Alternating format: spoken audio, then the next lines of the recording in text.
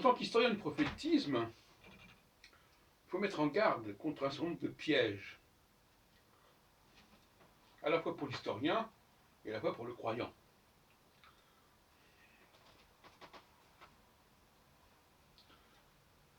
Le piège consiste notamment à rejeter quelque chose alors que c'est quelque chose qui nous a été pris. Ça met une situation assez délicate. Oui. Imaginons par exemple que le christianisme ait récupéré un certain nombre de notions du judaïsme. Il y a une tendance, il y a une tentation qui consisterait à rejeter ces emprunts. Ils sont en même temps aberrants. Pourquoi devrait-on rejeter quelque chose parce que quelqu'un nous l'a emprunté?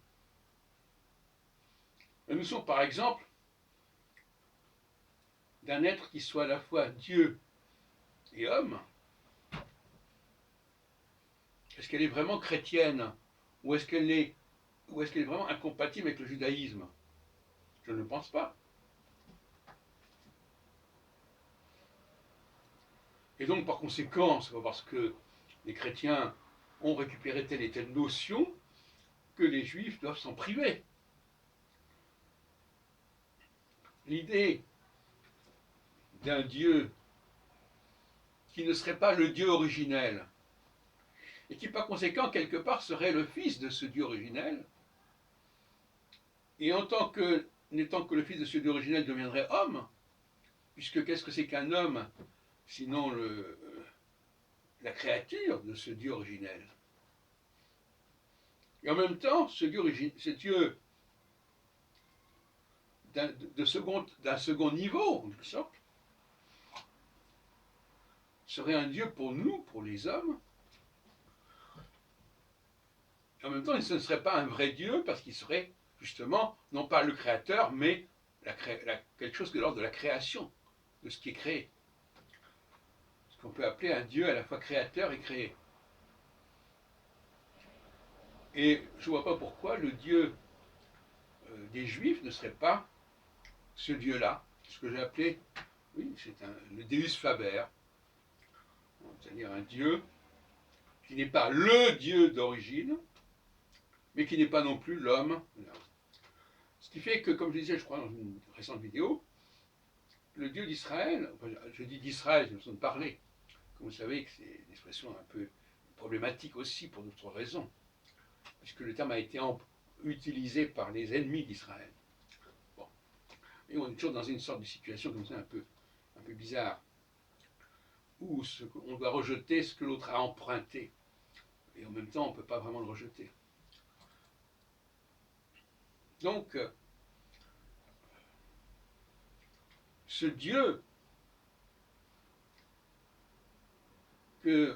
correspondant à ce Jésus, ça correspond assez bien à notre idée de la théologie juive.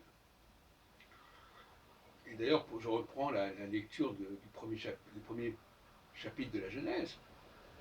Ce Dieu qui crée à la fois le ciel et la terre. C'est-à-dire que si c'est le ciel et la terre, notre terre, c'est pas l'univers, c'est quelque chose de spécial. Donc c'est un niveau beaucoup plus restreint, c'est une échelle restreinte. C'est une théologie restreinte. Comme on dit, la relativité restreinte. Et il y a d'un côté ceux qui croient en un Dieu universel, ce qui est un peu le cas des musulmans. Il y a l'anthropocène, ceux qui croient au tout pouvoir de l'homme. Et puis entre les deux, il y a ce judéo-christianisme, parce que finalement, le christianisme se décalque sur le judaïsme, qui est un Dieu à la fois homme et Dieu, à la fois créateur et créature. Cela dit, ceux qui acceptent cette théologie-là ne sont pas pour autant des chrétiens au sens classique du terme. Parce qu'ils n'acceptent pas d'abord que Jésus soit le Christ, le Messie. Et deuxièmement, parce qu'ils n'acceptent pas que ce Dieu s'adresse aux non-juifs, ce que le christianisme a fini par vouloir faire. Et puis je reviendrai sur la notion de nouvelle alliance, qui à mon avis est aussi quelque chose de très ancien, et qui a probablement été acté bien avant Jésus. Et donc là aussi, il n'y a pas de raison de refuser la nouvelle alliance, qui est en Jérémie 31. Mais c'est pas parce que ça a été utilisé. Alors déjà, dès qu'on parle de certaines expressions, on dit ça c'est du christianisme. Non, c'est pas du christianisme, c'est le christianisme qui a emprunté ces notions, c'est pas la même chose.